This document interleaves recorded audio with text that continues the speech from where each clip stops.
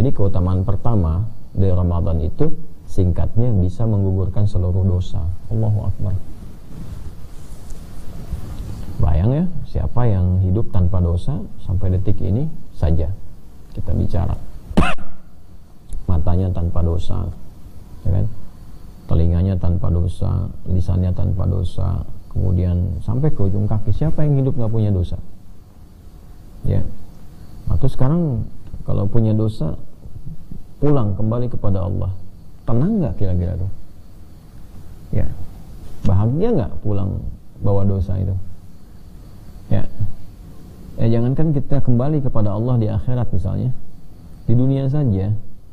Ya, ayah pulang ke rumah bawa salah itu tenang nggak? Makanya saya bingung kalau ada, mohon maaf sekali lagi, misalnya seorang ayah korupsi gitu, terus bisa pulang ke rumah dalam keadaan tenang, itu pasti sakit itu. Ya, karena hatinya pasti menolak gitu. Jadi kalau ada orang mencuri pulang ke rumah dalam keadaan tenang, itu pasti sakit itu. Ya, karena kalau berbuat salah, hatinya pasti protes, itu salah itu. Kecuali kalau sudah terakumulasi kesalahan itu sehingga udah nggak bisa bedakan. Nah, istidraj itu, ya, larut dalam keburukan. Ya, apalagi disambut istri juga, sambut keluarga juga, ya, sama-sama menyambut dalam keburukan, itu pasti bermasalah. Nah, yang demikian kita doakan itu ya. Kita doakan karena sepanjang hidup itu belum meninggal, itu masih punya hak untuk bisa berubah jadi lebih baik. Itu yang penting kita tekankan. Siapapun pasti punya masa lalu yang mungkin di dalamnya ada kesalahan-kesalahan. Tapi sepanjang dia hidup, dia masih berhak menjadi pribadi yang lebih baik. Karena itu saya seringkali juga mengingatkan untuk diri pribadi, untuk kita semua, siapapun, ya, setiap kita pasti punya masa lalu yang kurang baik. Tapi kita punya harapan yang ditawarkan oleh Allah Subhanahu wa taala. Dicontohkan oleh Nabi, dijelaskan pada kita dengan rahmatan lil alamin, bahwa kita punya kesempatan menjadi pribadi yang lebih baik sebelum meninggal. Ya, semoga husnul khatimah ya. Nah, oleh karena itu, dalam kehidupan saja kalau salah kan malu pulang. Ada anak salah pada orang tua, pulangnya kan berat gitu, ya kan? Nah, demikian pula orang-orang yang berbuat salah dengan hartanya, dengan jabatannya. Salah di jabatan kan gak enak pulang gitu. Nah, sekarang ada dosa, ada salah, terus mau pulang kepada Allah, gimana gitu? Ya. Terus ada yang lebih ironi lagi. Ironinya sudah banyak dosa, mencurinya banyak, terus begitu meninggal pengen disebut almarhum gitu. Ya, almarhum itu kan yang disayang. Gimana bisa disayang? Ya. Almarhum itu artinya yang disayang oleh Allah. Allah punya sifat namanya Rahman dan Rahim. Orang yang mendapatkan Rahman dan Rahimnya Allah disebut almarhum. Ya, bagaimana hidupnya penuh dengan tindakan kriminal, pas meninggal pengen disayang gitu kan, jadi repot. Nah, oleh karena itu kalau harapan terbesarnya almarhum pengen disayang, ya kita menyiapkan diri. Nah, Ramadan itu momentum terbaik karena semua dosa besar dan kecil itu berpotensi diampuni. Dan sigat yang ditampilkan, ya, kata yang ditampilkan itu bentuknya kuat sekali. Ghufira lahu ma, semua dosa-dosa ma taqaddama min dzambi, semua dosa yang pernah dikerjakan berpotensi diampuni. Ramadan. Ya, Ramadan teman-teman sekalian. Ya, kemudian setelah itu wa man qama lailatul qadri imanan wa ihtisaban ghufira lahu ma taqaddama min dzambi. Bahkan nanti dalam kalimat yang berbeda, man qama ramadhana imanan wa ihtisaban. Jadi ini siang malam. Kalau shoma kan paginya. Ya kan? Pagi itu kalau diambil bentuk umum itu menunjukkan dari fajar sampai ke maghrib dalam konteks puasa. Jadi kadang ulama bagi dua antara pagi dengan malamnya, atau kadang disebut siang ya untuk mengambil tengah-tengahnya. Maksudnya dari mulai fajar sampai ke maghrib, kemudian ibadah malam dari ba'da maghrib artinya isya sampai dengan menjelang fajar. Jadi kalau kita hadirkan itu 24 jam, peluang ampunan Allah itu diturunkan. Ramadan sebulan penuh, Allahu Akbar. Gak dapat di satu malam berikutnya, gak dapat di malamnya siangnya. Jadi 24 jam ampunan Allah ditebarkan. Jadi kalau ada orang kemudian misal meninggal dalam keadaan dia telah memohon ampun kepada Allah sedang puasa paginya, terus dia istighfar gitu kan, dia koreksi diri, ihtisab tadi itu ihtisab, koreksi ujung kepala sampai ujung kaki dengan iman. Semalam misalnya kan dia sholat, kadar Allah baik itu siangnya ataupun malam misalnya dia meninggal dalam keadaan itu sedang istighfar betul, sedang minta ampun, itu berpotensi diampuni semua dosa. Diampuni semua dosa. Ya, ada bab tertentu yang dipisahkan oleh ulama untuk bisa diselesaikan supaya tidak menggantung terlebih dosanya diampuni. Tapi kalau terkait harta misalnya tentang utang piutang gitu, ya mesti dilunasi dulu. Jadi keterangannya dosa diampuni, tapi tidak memberikan penekanan utang lunas gitu kan. Ya, jadi utang tetap diusahakan untuk dilunasi terlebih dahulu. Tapi ini anugerah terbesarnya adalah apa? Dosa diampuni. Ini sesuatu yang sangat luar biasa.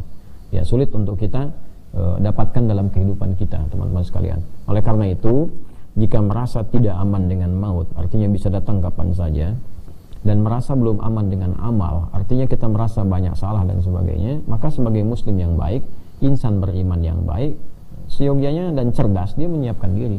Wah, ini peluang. Saya diampuni dosa ini. Ya, paginya, malamnya, siangnya, sorenya, 24 jam ampunan Allah diturunkan. Maghfirah, rahmah, bahkan itkum minan nar, peluang, potensi dibebaskan dari neraka itu hadir 24 jam dalam sehari, terus ditampilkan. Kapan lagi dapat seperti ini?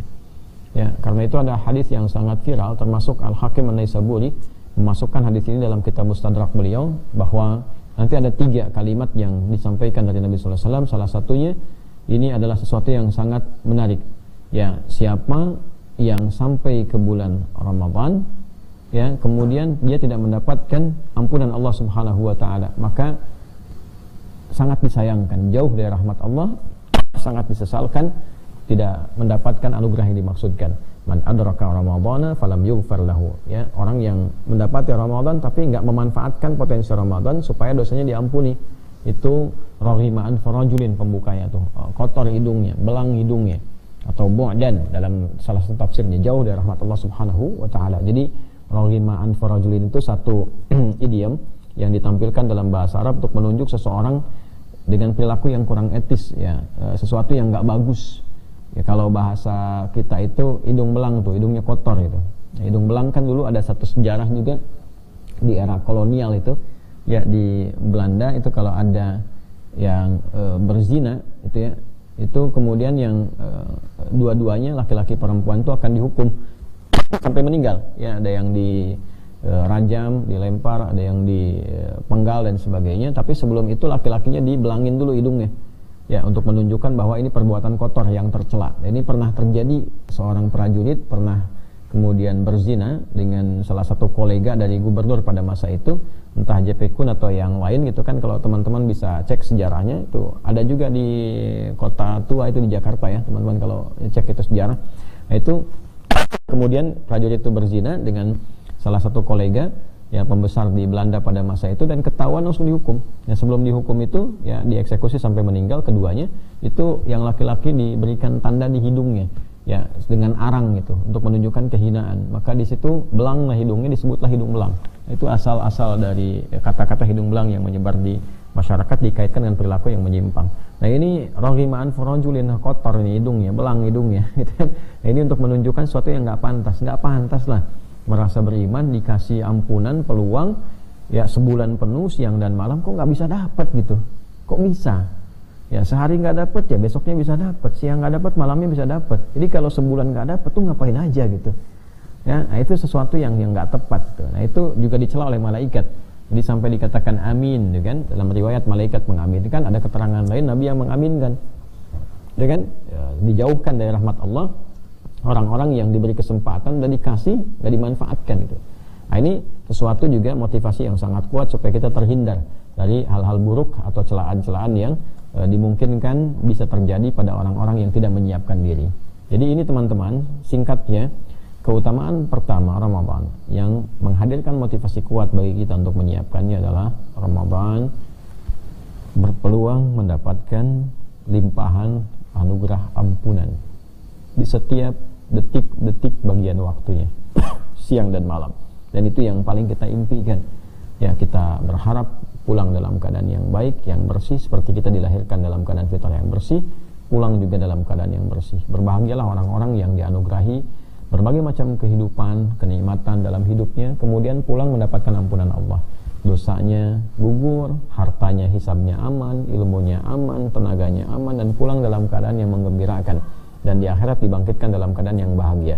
Wassalamun alaihi yauma wulida, selamat dia saat dilahirkan, wa yauma yamutu, meninggalnya pun dia selamat, wa yauma yub'atsu hayya, dan dibangkitkan dalam keadaan gembira saat di akhirat karena selamat dia melewati hisab. Itulah teman-teman sekalian, kita pentingnya menyiapkan diri di bulan Sya'ban ini menjelang Ramadan, sehingga jelas jangan sampai nanti masuk Ramadan bingung mau ngapain gitu kan. Terus cara menjemput ampunan Allah itu seperti apa, amalannya bagaimana, apa yang mesti dikerjakan siangnya, seperti apa malamnya. Itulah nanti insya Allah yang akan kita bahas di pertemuan lanjutan dalam menyiapkan spesifik rangkaian kurikulum Ramadan. Semoga kita dimaafkan, diampuni, diberkahi oleh Allah Subhanahu wa taala di bulan Sya'ban ini, dan diberikan kesempatan untuk sampai ke bulan Ramadan dalam kondisi baik fisik, pikiran, dan jiwa yang sempurna sesuai dengan kemampuan yang bisa kita siapkan. Allahumma taqabbal minna innaka antas sami'ul alim wa tub 'alaina innaka antat tawwabur rahim. Allahumma barik lana fi Rajab wa Sya'ban hadha wa ballighna Ramadan. Wa sallallahu ala sayyidina Muhammad wa ala alihi wa sahbihi ajma'in. Wa akhiru da'wana subhanakallahumma rabbana wa bihamdika asyhadu an la ilaha illa anta nastaghfiruka wa natubu ilaik. Walhamdulillahi rabbil alamin.